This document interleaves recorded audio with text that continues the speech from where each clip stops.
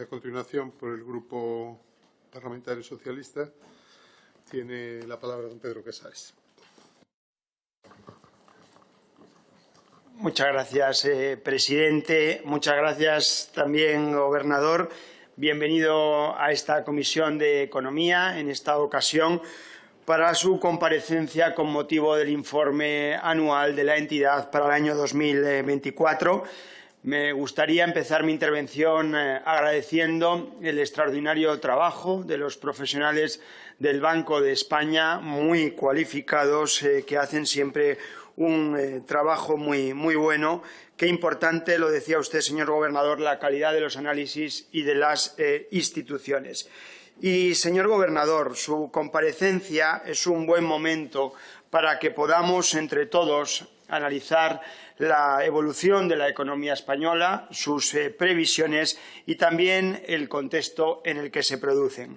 Señorías, a nadie se le escapa que estamos en un contexto internacional complejo e incierto y de riesgos geopolíticos crecientes, derivados de las consecuencias de la guerra comercial arancelaria de la administración Trump, de la propia incertidumbre de las políticas estadounidenses, de la guerra de Putin en Ucrania, del genocidio sobre el pueblo palestino, a los que se suman desafíos como la adaptación y mitigación de los efectos del cambio climático, las hambrunas, las sequías, la irrupción de la inteligencia artificial, la globalización, los movimientos migratorios, la despoblación. Y este es el contexto, señorías, y no otro, donde tenemos que actuar y donde adquiere protagonismo la rapidez y contundencia de España en la toma de decisiones. Recientemente lo hemos visto con el Plan de Respuesta Arancelaria o con el Plan Industrial y Tecnológico para la Seguridad y la Defensa que el Gobierno presentó el pasado mes de abril. Rapidez y contundencia en la toma de decisiones que han permitido a España, antes y ahora, un mejor comportamiento de nuestra economía que la de los países de nuestro entorno. Y así lo recoge el propio informe anual del Banco de España, señorías. Y por leer simplemente algunas referencias literales del informe,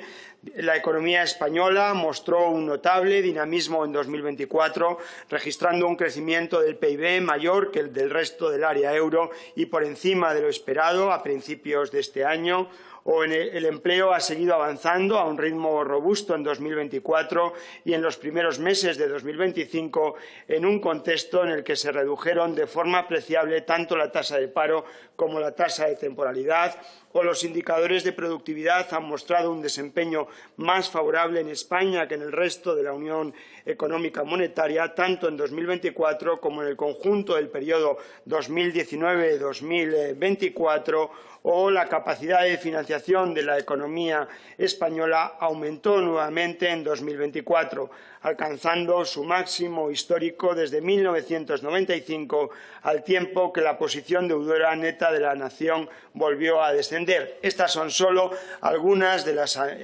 afirmaciones del informe anual del Banco de España que ponen de relieve el buen comportamiento de la economía española, en buena medida, señorías, gracias a la política económica. Por tanto, y puedo afirmar, y ya me lo han escuchado muchas veces también al Gobierno de España, que España, señorías, vive uno de los mejores momentos de su historia. Y si apagásemos el ruido continuo, la realidad es, señorías, que España fue la economía con mejor desempeño en 2024, que somos una de las democracias más plenas del mundo, que tenemos liderazgo internacional, que somos el país que más crece de la Unión Europea, un 3,2% en 2024, frente a una media del 0,8% de la zona euro, es decir, 4 veces más España, que llevamos liderando el crecimiento económico los últimos 4 años y que la previsión es que lo sigamos haciendo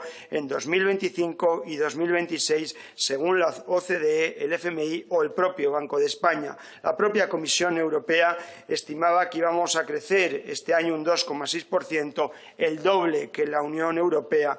y tenemos, señorías, el mayor número de personas trabajando de nuestra historia, más de 21,7 millones de afiliados a la Seguridad Social. En 7 años,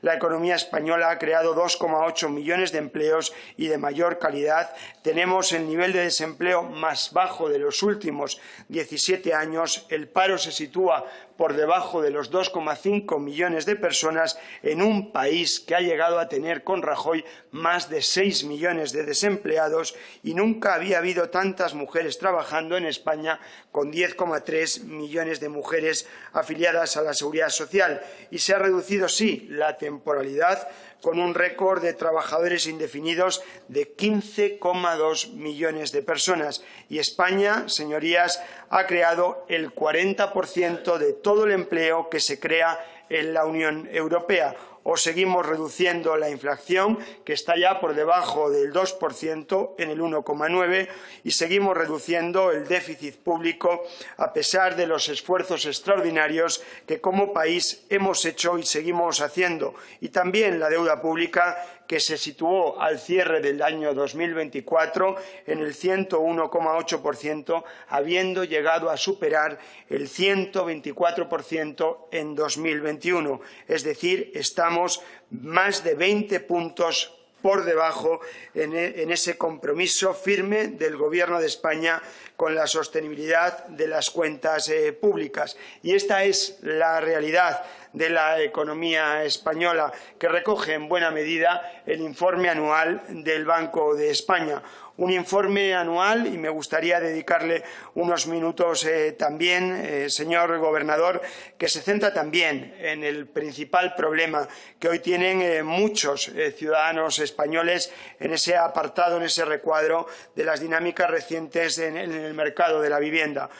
Uno de los problemas que les mencionaba, en un mercado con desajustes importantes entre oferta y demanda, con incrementos sustanciales en el precio de los inmuebles, con el destino de viviendas residenciales a alquiler de temporada o de uso turístico. Por eso es muy importante, señorías, las políticas públicas de vivienda que está impulsando el Gobierno de España, como el Plan para la Construcción Industrializada, las ayudas como el bono del alquiler joven, o las que anunció el pasado viernes el presidente del Gobierno en la conferencia de presidentes autonómicos, que llama a este país, señorías del Partido Popular, a triplicar la inversión pública en vivienda de 2.300 millones a 7.000 millones de euros, o al mantenimiento de la vivienda protegida frente a la especulación, o a introducir transparencia en la información y en el acceso a los datos para poder tomar las mejores decisiones posibles, en línea también con algunas recomendaciones que hoy el gobernador del Banco de España ha hecho y que recoge el informe anual de la entidad, dando continuidad a esas recomendaciones y a ese capítulo que ya introdujo el informe el año pasado. Y dedico unos momentos finales de mi intervención, señor gobernador, a poner en valor también la importancia del propio Banco de España y del trabajo que están realizando el actual equipo directivo en la entidad, con ese plan estratégico del que hoy ha dado cuenta, con esos 4 objetivos y esas 17 iniciativas,